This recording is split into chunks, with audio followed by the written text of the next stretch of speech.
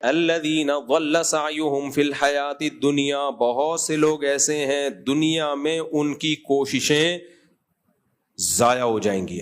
تو اس سے پتہ چلتا ہے کوشش انہوں نے بہت کی ہے لیکن ضائع ہو جائیں گی. اور وہ یہ سمجھ بھی رہے تھے کہ ہم ٹھیک کر رہے ہیں.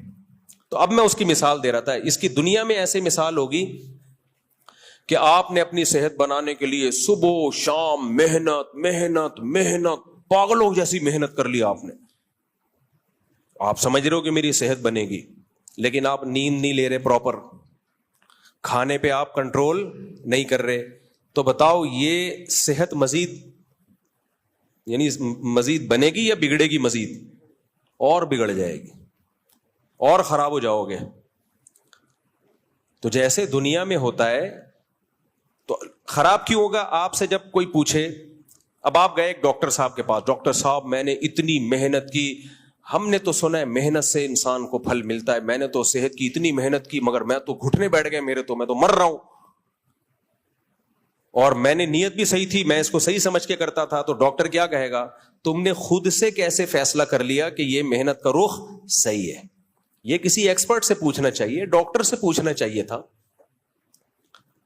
خود سے فیصلہ کر لیا مجھے جو بخار ہے اس دفعہ ملیریا لگ رہا ہے، خود سے فیصلہ کر لیا مجھے جو بخار ہے وہ گرمی کا بخار ہے، خود سے فیصلہ کر لیا کہ مجھے جو خارش ہو رہی ہے یہ دوسری شادی، استغفر اللہ، یہ جو ہے بہت سو کو دوسری شادی کی بھی شروع ہو گئی ہے، مجھے جو خارش ہو رہی ہے یہ جو ہے مچھر کے کاٹنے سے ہے. ابے خود سے کیسے؟ آپ کسی ایکسپرٹ سے پوچھو، وہ بتائے گا آپ کو.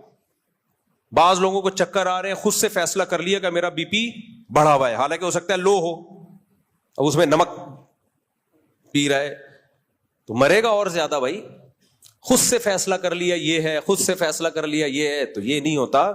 تو جیسے دنیا میں یہ نہیں ہوتا، دنیا میں ایکسپرٹ سے، ماہرین سے پوچھا جاتا ہے کہ ہماری جو اسٹرگل اور محنت اس کی سمت صحیح ہے یا نہیں.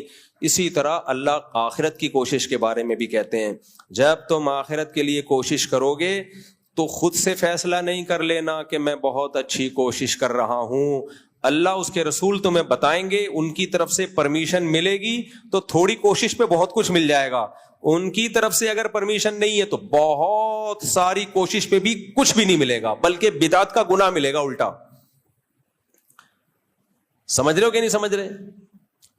اس لیے اکثر میں ایک مثال دیتا ہوں، یہ جو بکرے ذبح کرتے ہیں لوگ، اچھا میرا کلپ بھی لوگوں نے ادھورا چلایا کہ میں نے بکرا ذبح کرنے کو حرام کہا ہے. لوگ کہہ رہے ہیں بکرا تو حلال ہے، آپ کہتے ہو بکرا صرف قربانی میں ذبح کرو. عبادت کے طور پہ جانور ذبح کرنا، گوشت کھانے کے لیے نہیں. گوشت کھانے کے لیے تو کبھی بھی کر لو. بقرعید میں ہم گوشت کھانے کے لیے نہیں کر رہے ہوتے، اصل میں کس کے لیے کر رہے ہوتے ہیں؟ عبادت کے لیے، اللہ کے لیے. پھر اللہ کہتا ہے گوشت بھی کھا لو. خالی گوشت